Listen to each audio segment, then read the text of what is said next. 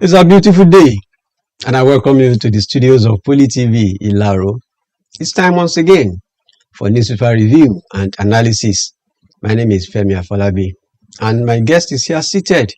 Mr. Simon Fakeye is a publisher, is a journalist, and of course, very learned public affairs analyst.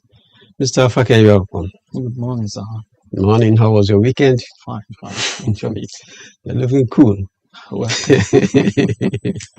we're looking on to God. Well, God will not disappoint all of us. You see, we will open this discussion with some political stories as expounded by the various newspapers that we have today. Let's begin with the front page of a Vanguard newspaper. And Vanguard newspaper is saying 2027 presidency, Jonathan's declaration sparks stir. And of course, there are riders to that story. There are riders, 9 northern groups jostle to buy nomination form for ex-president. He must have weighed the consequences. Stay away from today's dirty politics, Middle Belt Forum advises. Jonathan's chance will hit up the polity, so says Khan. And his coming into politics will be catastrophic. That is Sheku Azokuri. Those are the opinion of some pressure groups and of course individuals that if Jonathan is running, these are the likelihood of what we may likely have in the polity. I recall that the last time you were here, we discussed something about this Jonathan's incoming into the political fray, as it were. Have you changed your perception of the whole thing? Yeah, I haven't, but I will add another angle to it. As you said, that my initial position was that it was a rumor.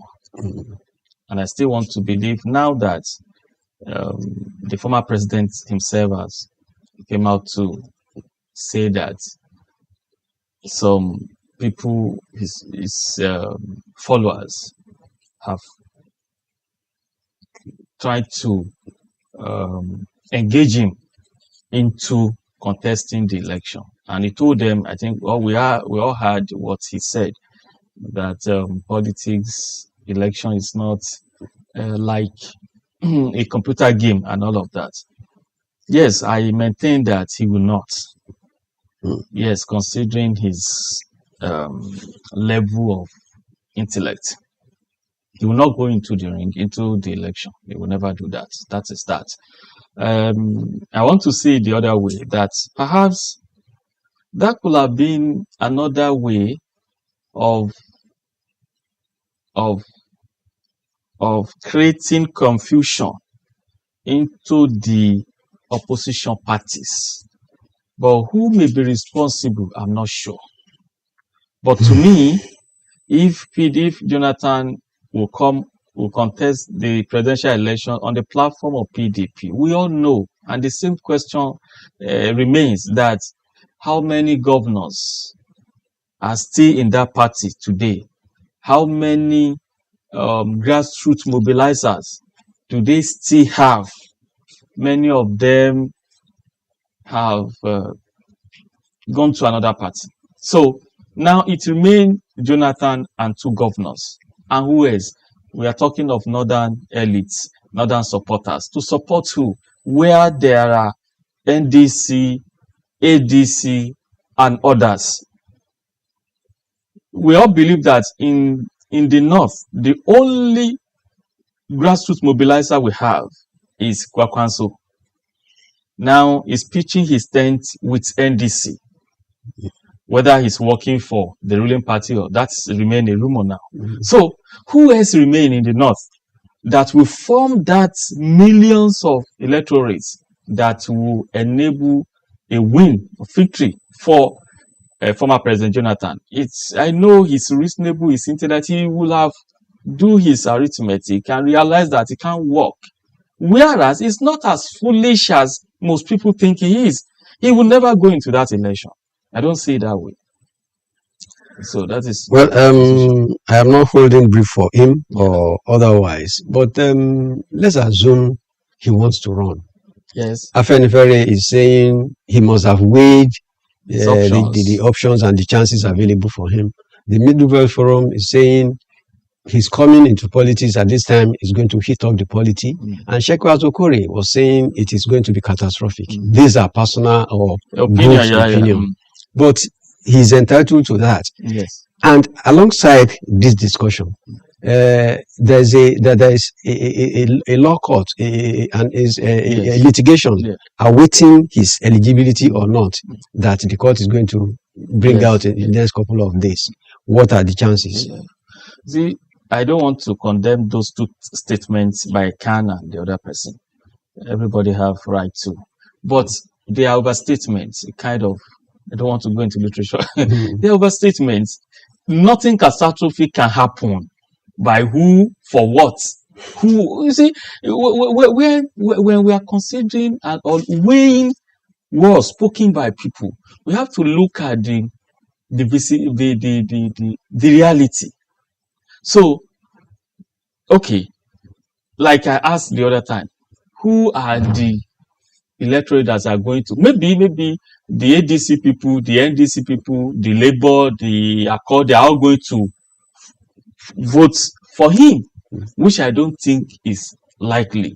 This is a single party that has been divided into many other parties. The same thing that happened in 2023. So PDP now, ADC, NDC, they have splitted. And I think if what I heard is true, that some members of ADC have moved to APC now. Yes, leaving behind Atiku Abubakar, especially from Yobe State. So I don't see any catastrophe happening. I don't see any problem happening. I don't see former President Jonathan contesting. He has no chances. Nothing. He cannot contest and he cannot win, I maintain. Okay, 24 hours in politics is a very long period of time. Well, let me say, unless Tinubu is taken out of the way. Unless what else can happen? You know that you remember that the membership registration party's membership registration has been closed, maybe today or tomorrow. Yes. So how are they going to form the coalition again? When are they going to return now? Well, let's see how it happens. But I maintain that President Jonathan will not contest. Okay, like I said 24 hours in politics is a very long period of time. Between now and the next couple of minutes, you may not know what is going to happen. Let's leave Jonathan's issue right. We're going to the front page of a Tribune newspaper and still talking politics. Tribune says drama as Fubara appears before APC screening panel.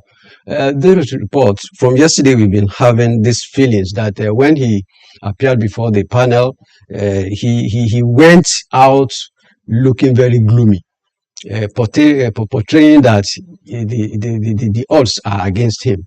And the same report says when the intending members of the House of aspirants into the House of Assembly that are loyal to him also were denied screening. They failed the screening, as it were. Whereas those who are loyal to Wiki sailed through. What is happening in Rivers State within the same APC? Don't forget that the APC has chosen him as the party leader in that state. So what could have happened? I think the signal is clear. Yes. You threw up many questions, there about 3 or 4. All right. Okay, let's start from the issue of the incumbent governor Fubara. Well, I just want to appeal to FCT minister that this emotional trauma that is undergoing, Fubara, maybe it's enough as a punishment for him for all that he has done. Because in the last 24 hours, he won't be himself. For the embarrassment, for it's a lot that has happened to him as a result of the position of the screening committee. So I don't want, not that I don't expect, but I don't want those who are responsible to extend the punishment beyond this. I don't want him to be denied that ticket to contest for his second term. But this is the likelihood, what is expected to happen. See, that is why personally I hold appreciation in high esteem. Not that I'm perfect, not that for those who have assisted me, that I have expressed enough appreciation, either either way, not that I have done the needful. But what I'm trying to say is that when somebody help you, or whoever has been your benefactor, you must see it as an act of God that must continue to be, let me replicated in a way. If you cannot, then either by standing loyal to that person, a word of appreciation all the time is enough. So Fubara he has crossed a line. He's a Christian. And I always remember that a portion of the scripture that says, that is in Luke 17:17, when Jesus cleaned 10 lepers, and only one of them returned to say, "Thank you, Master." And Jesus, a Son of God, asked him, "Where are they are not 10 cleansed? Where are the other 9? So Fubara has messed up the opportunity given to him in big time. So, and Wike and others also, the stakeholders have been nice to him. They have been forgiven to an extent by allowing him to finish this term. Impeachment has been his ultimate punishment, but he has been forgiven and allowed to finish the second term. So I will now beg or appeal to them that they should allow him. This emotional trauma is enough. Because your question was what is happening? Yes, what is happening is that he's being screened based on his antecedents in the last 4 years.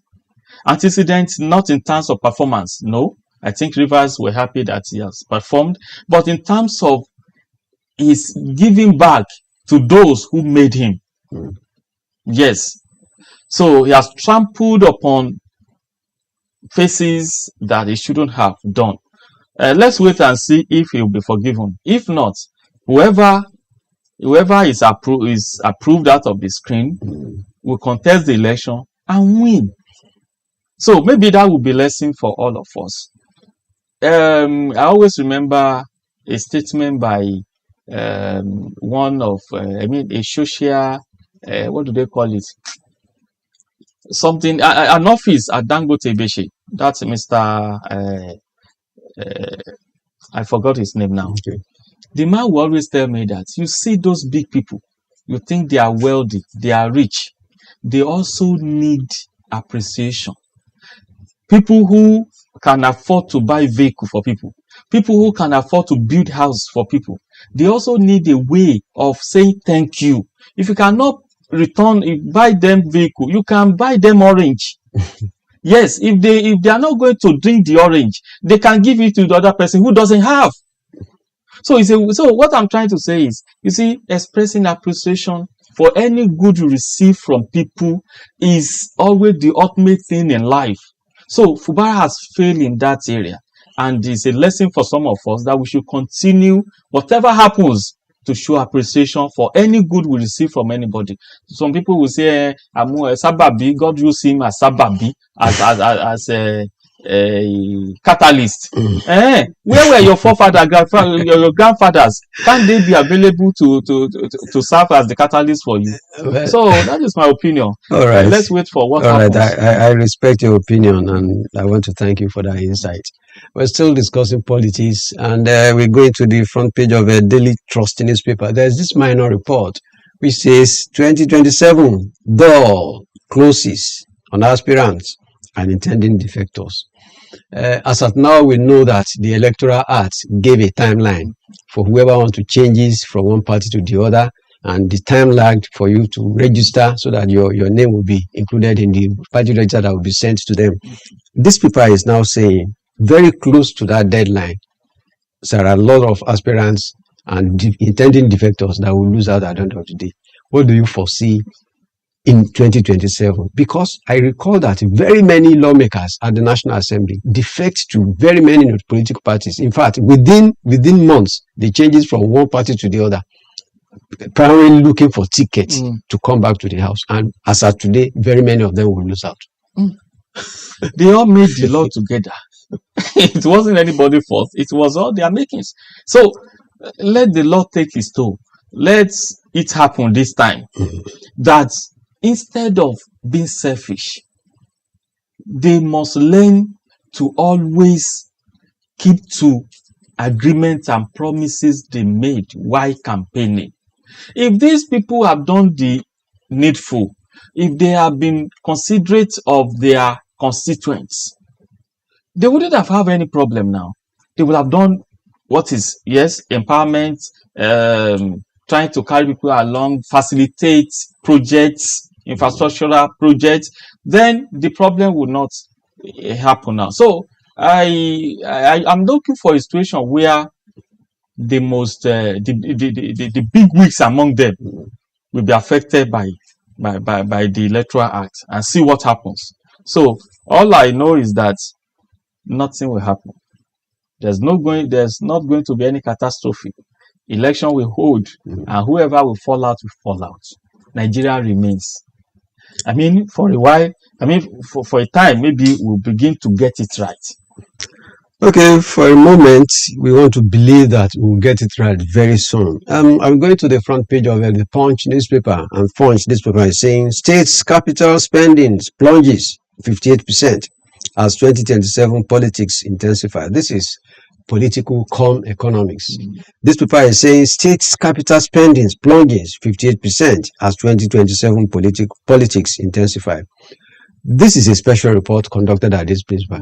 And I read through, and the paper is saying over 26 states, given a time frame between the last quarter of 2025 to this present moment, the spendings on capital projects have gone very low, whereas they are spending more on politics. We all know that whenever we are moving towards the another point of political cycle, the governors, or let me say states, experience this kind of work we are talking about. Should it be so? Because you took an oath for 4 good years, but by the time you are reaching the 3rd year, they play less on infrastructural development, whereas the chunk of the resources of the state will be placed on playing politics. Well, let me begin with the economic aspect.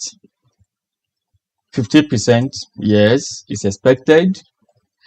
I don't want to blame President Bola Ahmed Tinubu, but I will blame it on his media aides, who to some extent have been sending wrong information that I can refer to as propaganda. Maybe they didn't mean it. Maybe the fact is they could not relate it the way it should be. As for the rise in federal allocation, you see, it is not practical. When you compare the inflation rate, the exchange rate, the fuel price with that new allocation, it doesn't tally. The price of cement, the price of iron rod, just mention anything that is part of building materials. The prices have skyrocketed. So when you look at the price in 2022-23 compared to 2026, you realize that higher allocation is nothing. It's useless. So on the part of blaming the governors, no, just that they are also a branch of wicked individuals that cannot be Yoruba would say so, but that allocation is nothing to do anything. The price, the valuation is higher. Take for instance, this is all we know. Before now, around 2022, a bag of cement is around 4,000-5,000 naira. Today is 12,000. So if the federal allocation to Ogun State is now triple, Yes, the price of cement is triple also. So if in 2022 the state governor, Ogun State governor, can only build one health center today because of the tripled amount of federal allocation, it doesn't mean he can build 2 or 3 or 4. No, there's every possibility that he cannot. The money will not be able to build one. That is the way. That is the situation. Now, what is the way out? The way out is that now that we are at the crossroad in terms of finance, funds to fund projects, having agreed that the triple allocation is nothing, it doesn't have, it's reduced in value compared to what is obtainable in the past years. Now, the solution now is the governors and the presidents and the governors should now concentrate or streamline the projects to projects that can add value to the currency. How? Presently, we need stable electricity, good roads, good health care facilities, and education. So they should concentrate on that 4 items so that when people are healthy, when Nigerians are healthy, or residents of states are healthy, when education system is good, when road networks are good, when there's stable electricity, there will be production. Farmers will be able to transport their goods to market. All this will stabilize Naira to a reasonable extent so that it will reduce the power of dollar. When the power of dollar is reduced and Naira gains, what will happen is that as a nation that depends on importation, our Naira will be able to buy cheaper things from abroad, then it will be sold at reduced price. Thereby, the Naira will continue to gain, manufacturing sector will continue to grow, farmers will continue to produce for exports. Gradually, we'll get there. Our budgets, the federal allocation can now be useful or gain value. But as it now, federal government should stop selling that propaganda to us that now the federal allocation is triple, then governors should perform. They cannot perform any miracle. Look at the comparison. Just compare what is the market value in 2022-23 and market value now. This is not to say that President Tinubu is not working. He's performing, especially in the areas of road construction and the power sector. So let him continue all towards the project of empowering or add value to Naira. That is only when we can get it right. Remember, we cannot continue to exchange $1 for 1,500 Naira. An import-dependent nation, and we expect whatever allocation they get from Abuja to do something miraculously. No, it cannot happen. Okay, before now, I know Mr. Fake is a public affairs analyst, but now he has convinced me that we should add an economist to his portfolio. I want to thank you sincerely for analyzing that very well for Nigerians, and I want to thank you for finding time to be here again. We don't have much time. That is where we draw the curtain of the program today, and we'll be glad to be here tomorrow to give you another session of information. Good day.